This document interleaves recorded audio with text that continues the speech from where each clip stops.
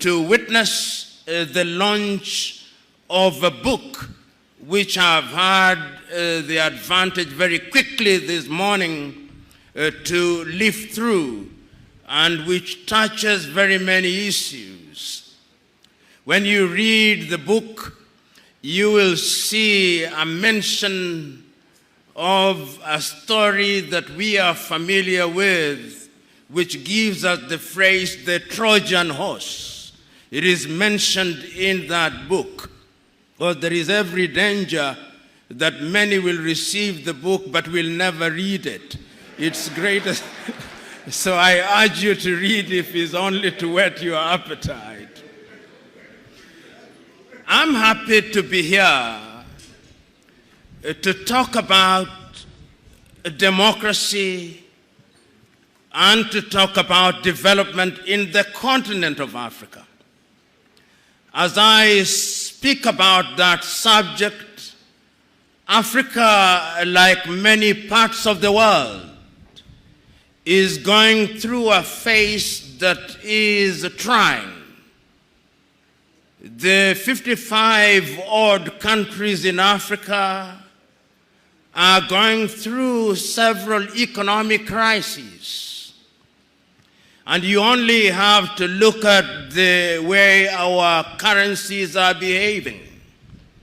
If it is not the Naira, it is the CD. If it is not the CD, it is the Kwanza in Angola, or the Meticais in Mozambique, or the dollar in Zimbabwe, or the franc in Rwanda, or many other countries, Dalasi in the Gambia. There is a crisis in the continent. The continent is going through a crisis, our inability to feed ourselves, what with the floods that we have witnessed, not only in Nigeria, but in different parts of the continent of Africa, telling and warning us is that in the next year, we will have difficulties in the area of agriculture. In the area of health, we are just reeling ourselves off the pandemic of COVID. And we also are aware that aside from COVID, Africa has failed to fulfill many of the promises that she has made to herself over the years. In the year 1980, you will remember, African heads of states and governments sat in Lagos in Nigeria and came up with the Lagos Plan of Action. We promised ourselves then that we would enhance intra-African trade. We did not succeed.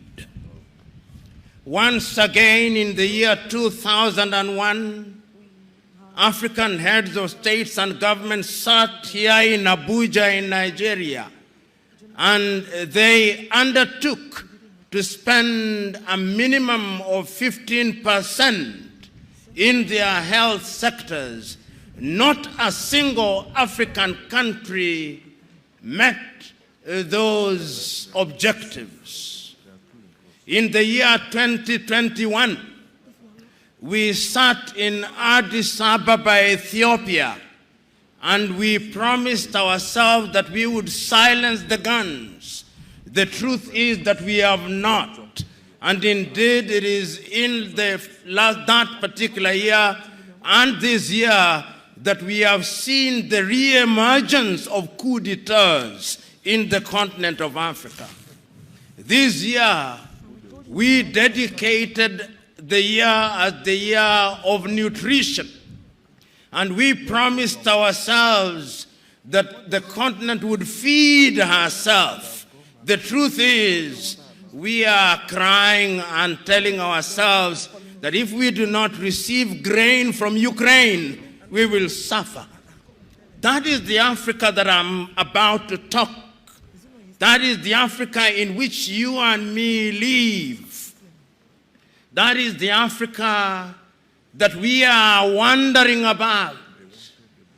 And in order to understand that Africa, you who are assembled and have been here for the last 10 months, and I've been examining Africa, I'm aware that you have traveled in most parts of Nigeria and got to understand the state and status of Nigeria.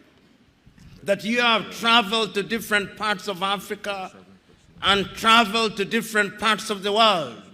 So your course has not been an armchair course. You've taken the pulse of the continent.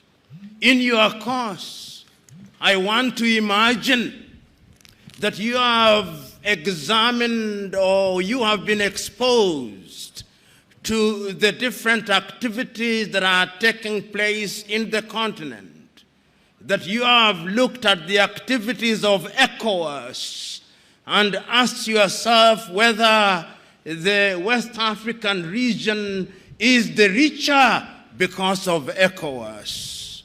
I want to imagine that you have looked at the activities of SADC and asked yourself whether the southern part of Africa is the richer because of SADC. I want to imagine that you have looked at the East African community and posed a similar question. You've looked at the Horn of Africa, the center of Africa, and the Maghreb, and asked yourself whether Africa is the richer.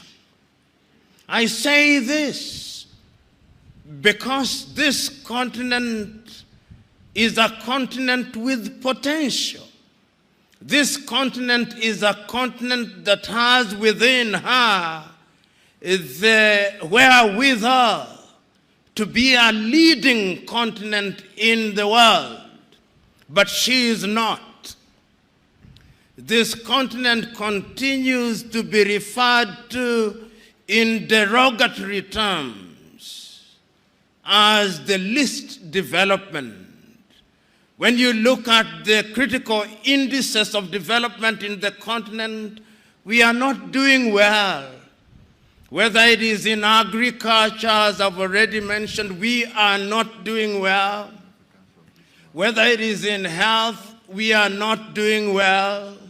You only have to look at the indices on maternal mortality, child or infant mortality.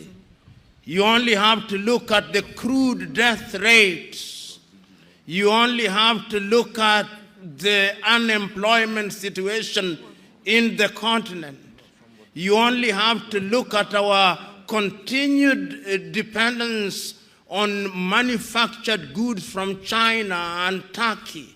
And you only have to look at how we continue to export primary products which we do not control, to appreciate that we are not in a good space. And there is the tendency, therefore, to pose the question or even to explain away our problems by saying we are victims of a conspiracy of an international kind. That is an easy escape route. And our politicians take that route more often than not. They are able to tell you, we are where we are because we were colonized, they will tell you. They are able to tell you, we are where we are because there is a neo-colonial project which is alive and well. They are able to tell you, we are where we are because of the evil alliance of the International Monetary Fund, the World Bank, and the World Trade Organization. They tell us that. And you and me, who are victims of their explanations, nod in approval. But are they right when they tell us that that is the source of our problems? Because when we choose to take the position that we are victims of conspiracy, then we do not look at our internal circumstances.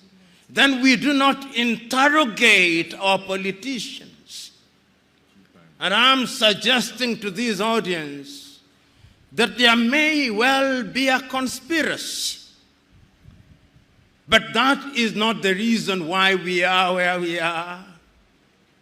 There is a sense in which we too have contributed.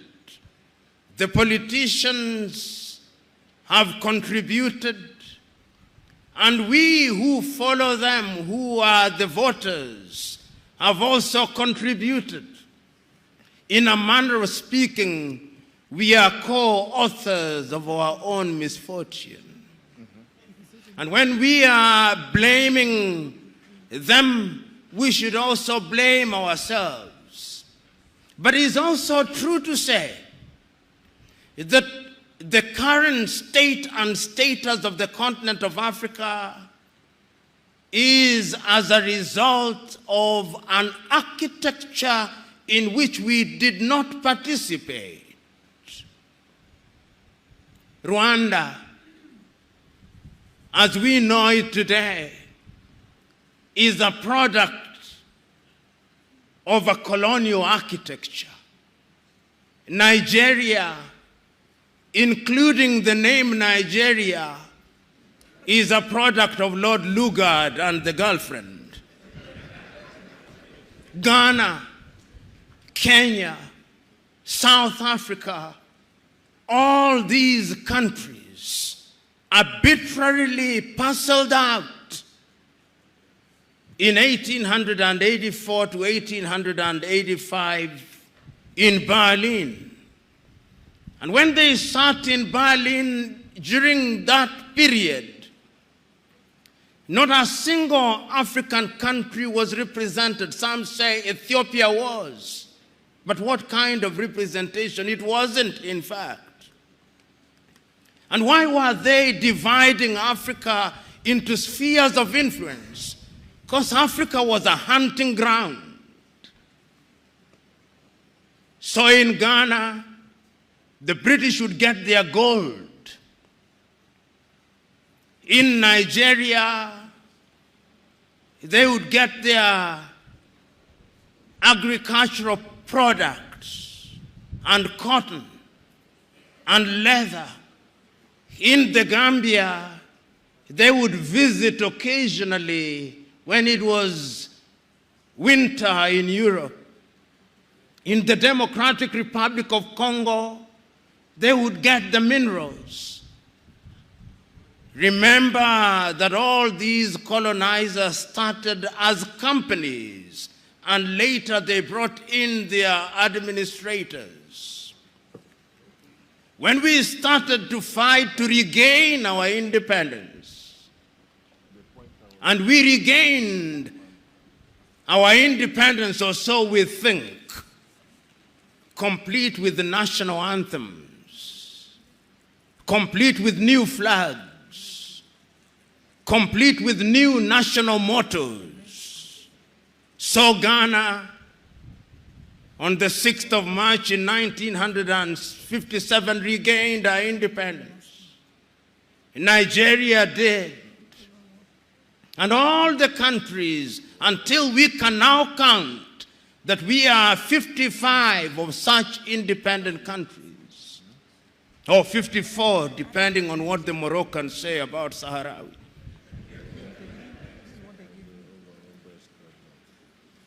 But when we regained independence, we did not alter the situation. Somehow, those who are in the forefront of the struggle for independence retained the architecture of the post-colonial state. I can still very vividly remember, and many of you will remember courtesy of history, on the 7th day of January in 1961, that famous speech of Ghana's Kwame Nkrumah in Casablanca, Morocco.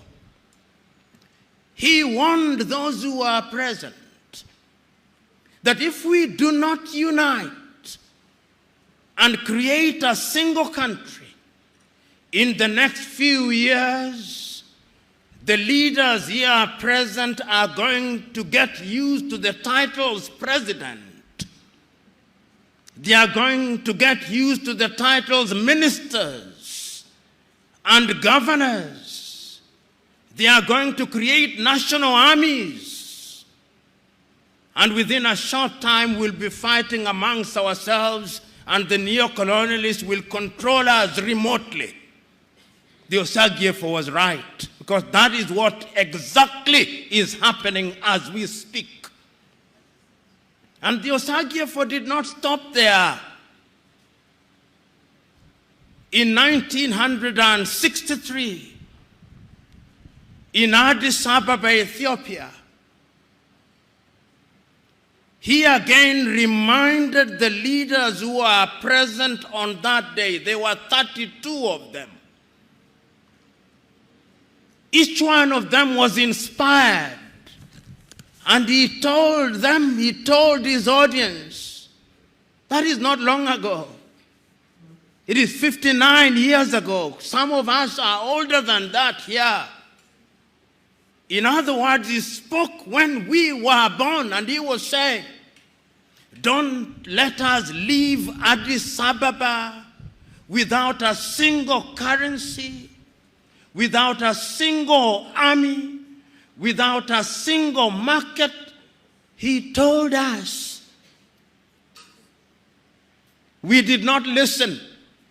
So today, as I speak to you, we have 33 currencies in the continent of Africa. Naira, cedi, shilling, francs, metikais, dalasi, kwanza. And if you want to know, and I do not mean to annoy anybody, if you want to know the status of our currency, when you board an international flight, this is what they say.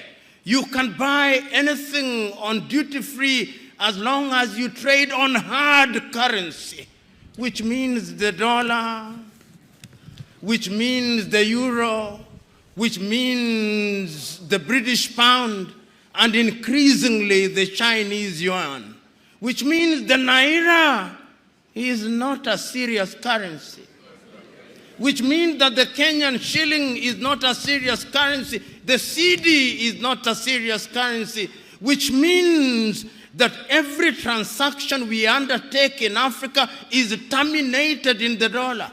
Even if you go to the banks now here in Abuja, if you ask for dollars, you will see the teller going inside. They keep the dollar a lot more safely than they keep the naira.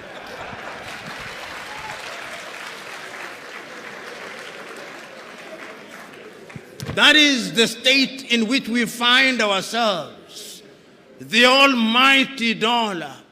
And I want to imagine that even as the launchers of the book were launching the book, when they were saying 20 million or 5 million, some of you were already counting and calculating, how much is it in dollars?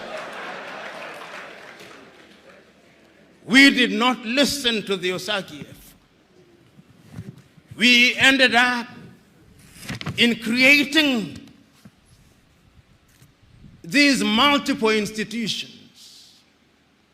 Julius Nyerere, speaking on the 6th day of March 1997, on the occasion of the 40th anniversary of the independence of Ghana, reminded his audience that they had met in 1964 in Accra, Ghana.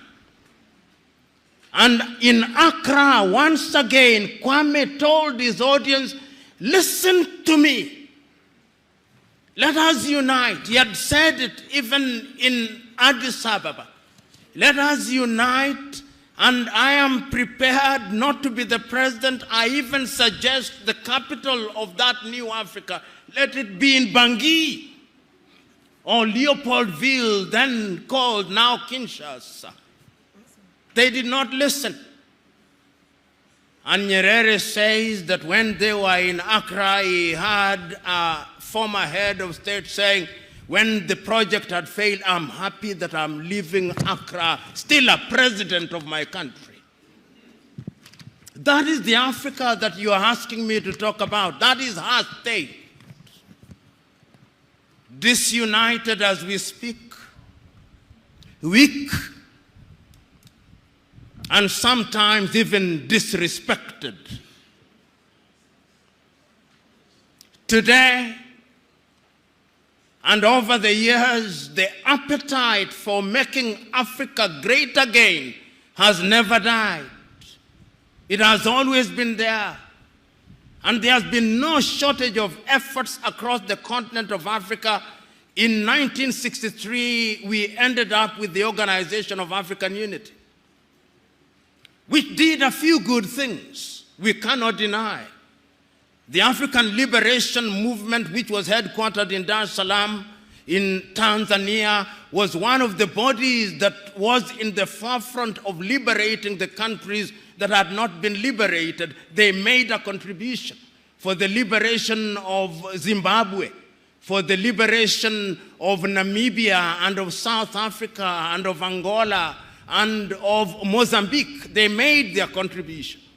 But when we regained our independence, there is a sense in which we have not realized our potential despite the best intention of the best of us. Is it the conspiracy? Yes, it is true that there is a neo-colonial project that is alive and well. Yes, there is a sense in which the colonizers left, but they never left. You see it in some of the things that they continue to do.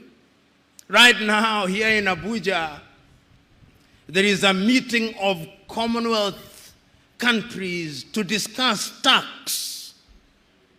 And I say, why meet under the aegis of the Commonwealth?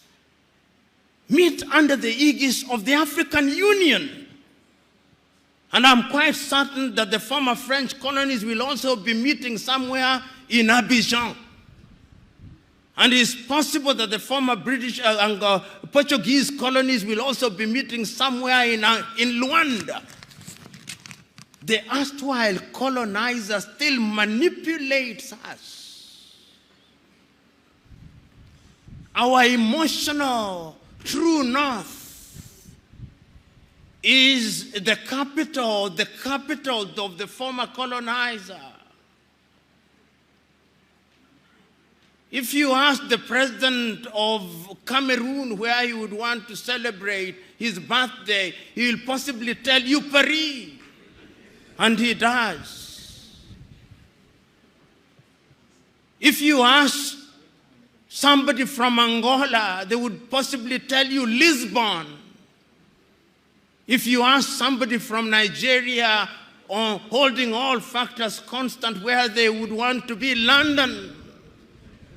If you ask somebody from La Côte d'Ivoire, Paris, Democratic Republic of Congo, Bruxelles, we are mentally captured. We are mentally captured, and until the day we decolonize our minds, we will do all the things that we want to do, but we will never realize our potential. Those of you who are in the military, you know that the occasion where you now say that you've been properly trained is when you have had a stint at Sandhurst. That is a fact, because we still are suffering from inferiority complex. A typical Nigerian or African who is a student and has attended his PhD at the University of Ibadan, from undergraduate to PhD, he then goes for a 3-month training at Cambridge. When he comes back, he now has a sticker on his car saying, "I'm an alumni of Cambridge," after 2 weeks. But he was in Ibadan for 10 years. If that is not mental capture, what is it?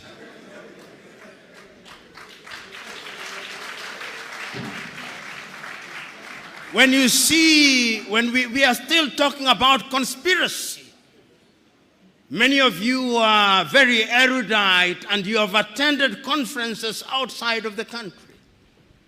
When the American government send you to the International Visitors Program to visit the United States of America, you think it is for free? No, it is indoctrination. When you see the American Cultural Center in Abuja, do you think it is for free? When you see the Japanese Cultural Center, you think it is for free? The British Cultural Center, the French Cultural Center, the Goethe Institute, the Confucius Institute, the Turkish Cultural Center. Why? Because the mind is the standard of the man and the woman. Control the mind, then you control the individual. And you can sit and you can predict what they are going to do. Africa is a victim of conspiracy to that extent. But we must also ask ourselves the question, are we the only peoples who have been colonized? No. So that argument cannot be available to us only. There are countries which have been colonized and they have succeeded somehow in disentangling themselves from the chains of colonization. India was colonized. South Korea was colonized. Japan was under control.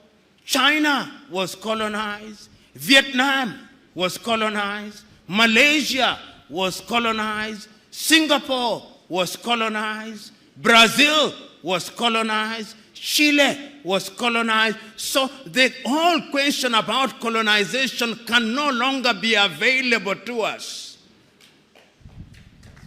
It cannot be the only excuse why we continue to underperform. There must be something else. Nana Kobina Nketsia, a traditional ruler in Ghana, has written a book, African Culture in Development, the Ghanaian Paradigm. And he says that it is true that the architecture of politics, the architecture of economics, the architecture of everything in Africa was conceived from outside. And we too imbibed it line, hook, and sinker. And I want you to look at it for a little. And he says, by quoting John Henry Clark, that Africa cannot succeed without re-examining her institutions of governance. And we have never. I want you to look at many African countries, both physically and otherwise. When we regained independence, we had constitutions which were referred to as the Westminster Model Constitution. The Constitution of Nigeria is Westminster Model. Until, of course, you wrote your own constitution in the 1907. Kenya, Westminster Model. Zambia, Westminster Model. And it is never lost on me that the house that was occupied by the colonial governor is the very same that is occupied by the independent president. It has never been lost on me that when we form government, we have the same nomenclature that they use ministers. When you go to our parliament, the white wigs that they use is what our speakers still use. If you look at the way we make decisions, we still have the mace. The way they address their judges, my lord, and I'm a lawyer and we do that. And we think it's such a great thing when we say, my lord. The same thing. In other words, we are mentally captured. Particularly those of us who have had the advantage of formal European education, they don't worry about us. They can predict how we are going to behave. First of all, we are going to speak in English as we are speaking, not in Yoruba, or in Fulani, or Fulfude, or Gibo. They can think that we are going to speak in French, and we even sometimes measure intelligence on one's ability to speak a foreign language. He is very intelligent. He speaks good French. As if you cannot be intelligent when you speak Igbo or Fulani or Fulfude.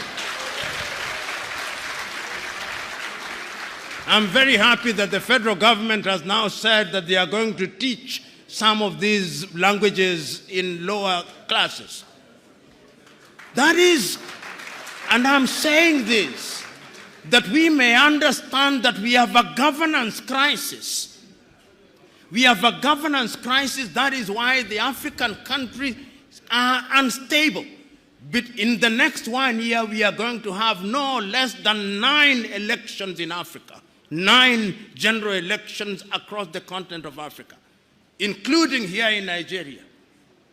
But in every African country where there is or where there are elections, people are scared. So election is not just a regular process of determining who is going to be in charge of affairs. It threatens the nation because it is life and death. Because politics has become the shortest avenue for material aggrandizement. There are 2 things in Africa today. If you want to be rich without working hard at all, be a politician or found a church.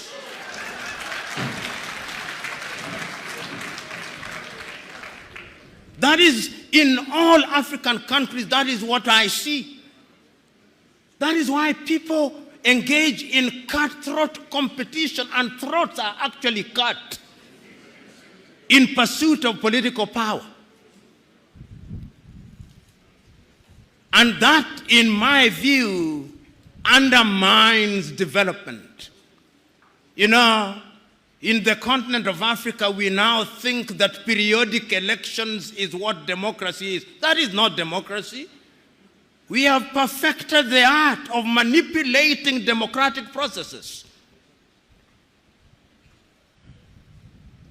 Those who win the elections are not necessarily the ones who win the election, the ones who are announced to have won the elections in many African countries.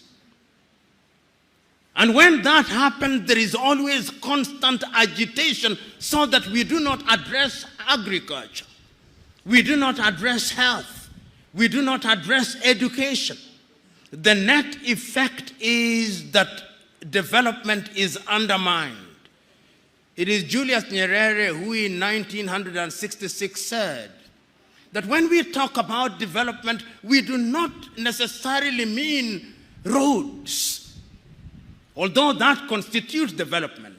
We do not necessarily mean big buildings. We mean beyond that the development of the people themselves, their ability to feed themselves with dignity. But do we do that for our people? We don't. We don't. How much do we pay our health workers in many African countries? A pittance. How much do we pay our academics? A pittance. How much do we pay our researchers? A pittance. But how much do we pay our politicians? The whole world. And I'm saying this with pain. Because until the day that Africa begins to think otherwise, we are going nowhere. Our so-called development will be undermined. And Africa has no shortage of declarations that we make. We make many declarations. In the health sector, as I've already said, we said here in Abuja, 15% of our budgets. Not a single country. Tanzania reached 10%, and Mauritius and the Seychelles and Botswana. Today, when we are sick, unless you are suicidal, you don't go to a hospital in Africa. You go outside. You go to India. You go to London. Even ministers for health in African countries will never go to those hospitals. Why? Why? Yet, we have the Abuja Declaration on Health. On the air skies, the skies, the only African airline that is running and makes profit is the Ethiopian airline. Yet we have the Yamoussoukro Declaration on free skies. Most airlines have died. Nigeria, dead. South Africa, dead. Ghana, dead. Gambia, dead. Others which claim to be airlines with a single aircraft, which their president can take at any minute without any warning, dead or dying. How can a continent be in that space? Look at little Qatar. Little Qatar. Qatar is smaller than the state of Bauchi. Smaller. Look at the stadia that they have built in 8 years. With one resource, natural gas. Compare that, permit me to speak my mind. Compare that with Nigeria. The 5th largest producer of oil on earth. And yet they are accused of fuel in the capital. How can we excuse that? How can we possibly excuse that? With gas from the Delta, we are flaring the gas. The Democratic Republic of Congo, with minerals worth $34.1 trillion under her belly. What is she famous for? War. Is that conspiracy from anybody? No. It is us. It is us. And until the day we are able to say that there is something wrong with the things we are doing, we are always going to blame other people. And you can go on and look at the area even of vaccination. You know, when you look at vaccination, not a single African country produced vaccine. We were begging, oh, AstraZeneca, come to us. Oh, Moderna, come to us.